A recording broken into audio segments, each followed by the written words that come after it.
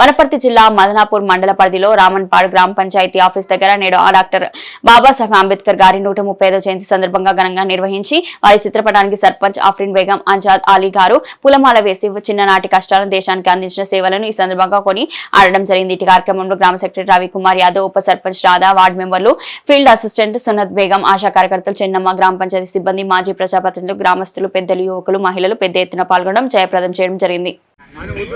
ఈరోజు మన రామన్పాడ్ గ్రామ సభ పరిధిలో 135 జయంతి సందర్భంగా అంబేద్కర్ జరిపించడం జరిగింది. అందరికీ ఇక్కడ వచ్చేసిన వాళ్ళందరికీ thank you so much. Doctor Babasaheb Ambedkar గారి 135వ జయంతి శుభాకాంక్షలు. అందరికి ప్రతి ఒక్కరికి పేరు పేరున మన భారత రాజ్యాంగం రచించిన మహామేధావి, మానవతావాది, గొప్ప మేధస్ గల వ్యక్తి. ఎందుకంటే నేను ఇతని గురించి ఈ విధంగా ఇలాంటి పదాలు నేను మాట్లాడడం జరుగుతుందంటే, వాస్తవంగా భారత రాజ్యాంగం ప్రపంచంలోనే అతిపెద్ద రాజ్యాంగం. భారత రాజ్యాంగం అనేది ప్రపంచంలో అతిపెద్ద రాజ్యాంగం. అది కూడా ఇలాంటి రాజ్యాంగం అంటే లిఖించబడిన రాజ్యాంగం, రాయబడిన రాజ్యాంగం. అలాంటి రాజ్యాంగాన్ని అందించిన మహా గొప్ప వ్యక్తి ఎవరంటే అంబేద్కర్ గారు. మొదటి పాపులేషన్ పరంగా, జనాభా ఎక్కువ పరంగా చైనా. కానీ వాస్తవంగా ఇప్పుడు రియల్గా చూసుకున్నట్లయితే చైనా జనాభా తగ్గింది. ప్రపంచంలో అతి పెద్ద ఎక్కువ నాకు తెలిసి ఇప్పుడు ఆల్రెడీ జనాభా లెక్కలు కూడా ప్రారంభం. ప్రతి ఒక్కటి మనం ఏ విధంగా నడుచుకుంటున్నాం అంటే చట్టం, న్యాయం, ధర్మం, అన్యాయం ఇవన్నీ దేని మీద ఆధారపడి ఉందంటే భారత రాజ్యాంగం మీద ఆధారపడి ఉంది. అలాంటి ఈ భారత రాజ్యాంగాన్ని ఆయన వాస్తవంగా ఇంకా కూడా భవిష్యత్తులో కూడా ఆయన భవిష్యత్తును దృష్టిలో ఉంచుకొని ఇంత పెద్దగల దేశాన్ని భవిష్యత్తులో ఏ విధంగా అందరూ కలిసిమెలిసి ఎలా ఉండాలి, అన్ని కుల మతాలు ఏ విధంగా ఉండాలి, లౌకికవాదం, అన్ని మతాలు సమానము, ఇలాంటివి. ఇంకొకటి వ్యవస్థ ఎలా నడపాలి, ఏం కథ అని చెప్పి ఆయన భారతదేశానికి భారత రాజ్యాంగం అమల్లోకి వచ్చినప్పుడు భారతదేశానికి ఆయన 395 అధికరణలు, ఆర్టికల్స్ అని చెప్పి ఇవ్వడం జరుగుతుంది. ఆయన 10 షెడ్యూల్స్ ని మరియు 22 భాగాలను ఈ సుప్రీంకోర్టు, హైకోర్టు, జిల్లా కోర్టులు కానీ ఈ రోజు ప్రతి వ్యవస్థ, ఈ న్యాయ వ్యవస్థ కానీ మిగతా అన్ని మనం అందరం ఏమనుకుంటారంటే నాకు హక్కు ఉంది, నాకు స్వేచ్ఛ ఉంది అనేది మాట్లాడుకుంటాం. ఇవన్నిటిని మనకు భారతదేశానికి ప్రసాదించిన, భారతదేశానికి అందించిన మహోన్నత మహా మేధావి ఎవరని చెప్పడం జరుగుతుందంటే అంబేద్కర్ గారు అని చెప్పడం జరుగుతుంది. సో ఇలాంటి వ్యక్తి భారతదేశంలో జన్మించినట్టు మనం అందరం ఒక అదృష్టవంతులం అని చెప్పి చెప్పడం జరుగుతుంది. దీంతో ఈరోజు మన రామన్పాడ్ గ్రామ పంచాయతీ దగ్గర ప్రభుత్వ ఆదేశాల మేరకు డాక్టర్ బాబాసాహెబ్ అంబేద్కర్ గారి 135వ జయంతి జరుపుతున్న సందర్భంగా ఇక్కడికి విచ్చేసినటువంటి గ్రామ సర్పంచ్ ఆఫ్రిన్ బేగం గారు మరియు గ్రామ ఉప సర్పంచ్, వార్డు మెంబర్లు, అదేవిధంగా గ్రామ సెక్రటరీ, ఇక్కడికి విచ్చేసినటువంటి మాజీ ప్రజాప్రతినిధులు, వివిధ పార్టీ నాయకులు, ప్రజలు, అభిమానులు అందరికీ పేరు పేరున అంబేద్కర్ జయంతి 130వ జయంతి శుభాకాంక్షలు తెలియజేస్తూ, ఈరోజు వాస్తవికంగా కులాలకు, మతాలకు పండుగలు ఉండొచ్చు, కానీ ఈరోజు మనం జరుపుకునే పండుగ అన్ని కులాలకు, అన్ని మతాలకు జరుపుకోవాల్సిన పండుగ. వాస్తవికంగా చూస్తే మన అందరం ఊరు కదిలి రావాలి. ఈరోజు జై భీమ్ నినాదంతో మారుమోగాల్సిందే.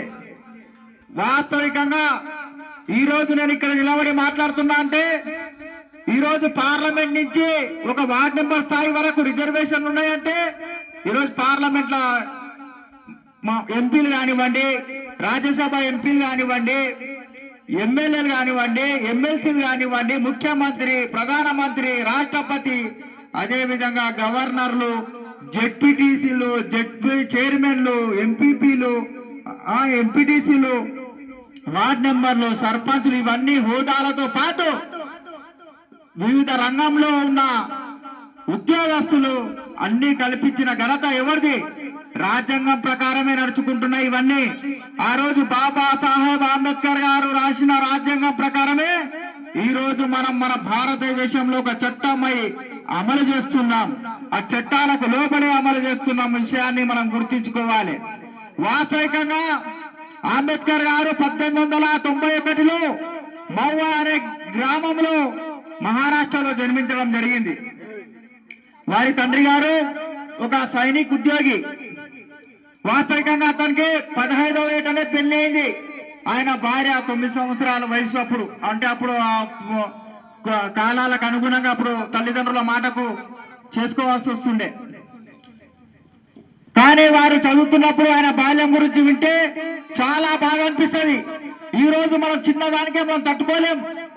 కానీ ఆయన ఆ రోజుల్లో స్కూల్కి వెళితే గోడ సంచి తీసుకొని పోవాలి. ఆ గోడ సంచి తీసుకొని గోడ సంచి మీద కూర్చొని చదువు నేర్చుకొని అదే గోడ సంచి చుట్టుకొని ఇంటికి రావాలి. ఎందుకంటే వాళ్ళని బెంచ్ మీద కూర్చోబెట్టేటోళ్ళు కాదు.